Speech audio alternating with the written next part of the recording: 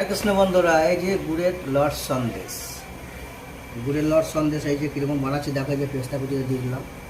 তারপর ডিজাইনটা বন্ধুরা কীরকম করছি দেখিয়ে দিচ্ছি। এই যে দেখে নাও, এই যে ডিজাইনটা এরকম করে চিনি দিয়ে করে নিচ্ছি। এই যে ডিজাইনটা হয়ে গেছে। তার মধ্যে এই যে একটু এটা দুধের লট দিচ্ছি।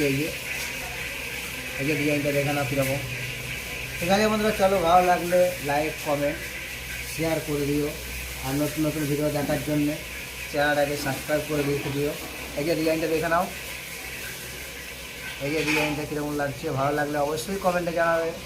এটা হচ্ছে গুড়ের লট সন্দেশ। ঠিক আছে বন্ধুরা, চলো আবার দেখা হবে পরের ভিডিওতে। যে ডিজাইনটা একবার দেখে নাও ভালো করে। এই যে ঠিক আছে বন্ধুরা, চলো আবার দেখা হবে পরের ভিডিওতে। ভালো লাগলে কমেন্টে জানিও। ঠিক আছে বন্ধুরা।